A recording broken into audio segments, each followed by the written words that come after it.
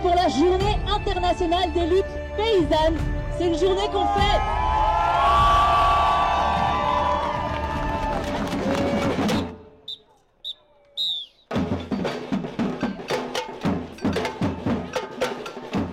On est là pour dénoncer les pratiques des sociétés de gestion qui précarisent nos agriculteurs et nos agricultrices.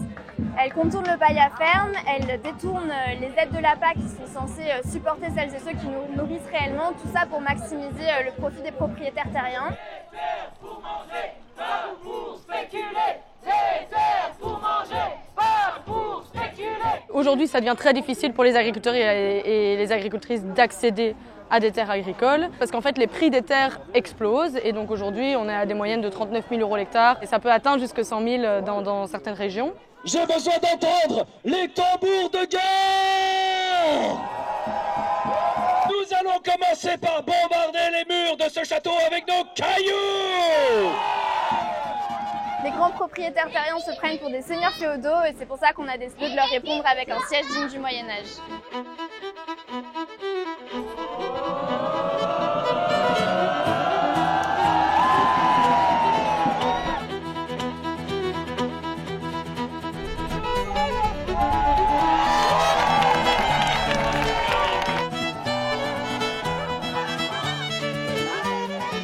Les terres aujourd'hui sont utilisées comme outil de spéculation avant d'être un outil pour nous nourrir et on commence à mettre énormément d'usages concurrenciers sur les terres agricoles au lieu de réserver les terres agricoles à la production de nourriture pour nous nourrir nous. À côté de ça, il y a des personnes qui ont toujours un usage agricole nourricier mais qui finalement participent à la spéculation et à l'explosion des prix des terres.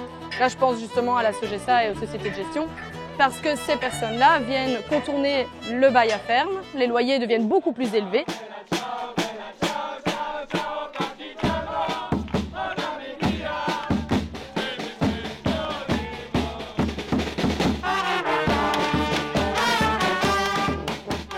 La société de gestion, c'est une problématique qui touche directement les agriculteurs.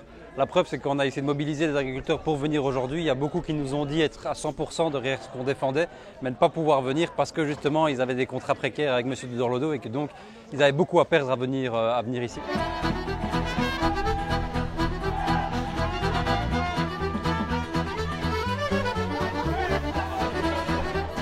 Aujourd'hui, les propriétaires qui achètent leurs terres 40 000 60 000 € l'hectare ont envie de rentabiliser au maximum et du coup de mettre des usages qui vont être beaucoup plus rentables que justement un bail à ferme et donc soit des sociétés de gestion, soit de l'énergie.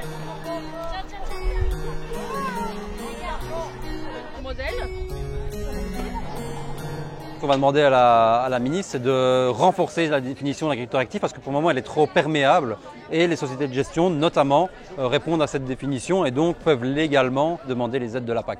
Donc nous ce qu'on veut c'est durcir et donc renforcer la définition pour que notamment ces acteurs-là n'y aient plus droit.